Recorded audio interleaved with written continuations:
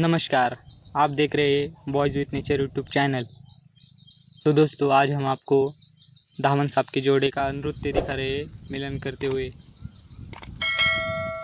गर्मी की शुरुआत होने के साथ ही बहुत से सांपों का मिलन काल भी शुरू हो जाता है, पर ज़्यादातर हमें धामन सांप का ही मिलन देखने को मिलता है।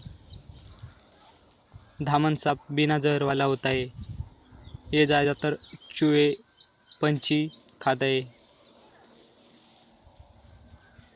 ये अपने इलाके और मादा पर अपना अधिकार जमाने के लिए एक अद्भुत दबंग नृत्य करते और आपस में गुत्थम गुत्था होते।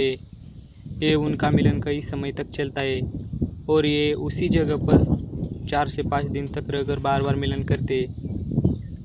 एशिया में बस इसी सांप की प्रजाति की खास विशेषता है ये दबंग डांस। प्रकृति में बलवान को ही प्रजनन करने को मिलता है। पराजित प्रतिद्वंदी अपनी पतली पगडंडी की राह चल देता है। मज़ेदार बात यह भी है कि इस नृत्य में आक्रामकता प्रदर्शन होते नहीं दिखता, इसलिए देखने वालों को तो ये लगता है कि नर और मादा जोड़े खा रहे हैं। दरअसल ये केवल तुम में कितना है दम के आजमाने का एक सहज बोध से संचालित खेल है और निरापद भी, क्योंकि इसमें जान की दुश्मनी नहीं, बस जोर की आजमाइश है। हारे हुए को बाइज्जत जाने देने का नियम है।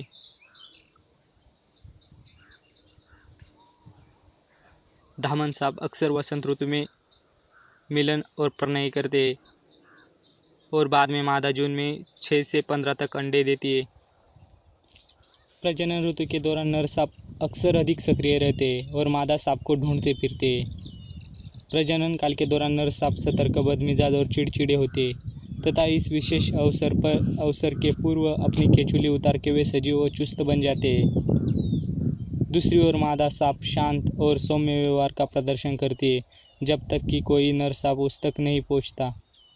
उपयुक्त नर के मिलने पर मादा सांप उसे समागम के लिए स्वीकृति प्रदान करती है। सांपों के मिलन की यह क्रिया देखना अपने आप में एक आश्चर्यचकित घटना होती है। मिलन के समय नर और मादा सांप को देखकर ऐसा लगता है मानो वे दो नहीं एक ही हो। जैसे जैसे मादा चलती है वैसे वैसे ही नर उसका अनुसरण करता है। इस क्रिया के दौरान नर और मादा सांप धरती से कई फीट ऊपर भी उठ जाते हैं। अधिकांश सांपों वर्षा ऋतु के लगभग 2 महीने पहले समागम करते हैं। प्रत्येक प्रजाति के नर सांप केवल अपनी नस्ल की मादा सांप के साथ ही जोड़ा बनाते हैं। नर और मादा सांपों में दुम के पास प्रजनन अंग होते हैं। नर और मादा सांपों की दुम के मूल में मौजूद गुदा द्वार पर कस्तूरी ग्रंथियां होती है। हर जाति के सांप की कस्तूरी ग्रंथियों में अलग अलग गंध होती है। प्रजनन काल के दौरान माता सांप अपनी कस्तूरी ग्रंथि से गंध छोड़ती है, जिससे नर उसका पीछा करता है और उसे ढूंढ लेता है। सांपों का मिलन अपने आप में ही बेहद रोमांचक होता है। बाकी दुनिया में भले ही नर मादा के इशारों पर नाचते हो, लेकिन सांपों की दुनिया में इससे बिल्कुल उलट है। यहाँ मिलन के दौरान मादा सांप नर सांप के इशारों पर नाचती है।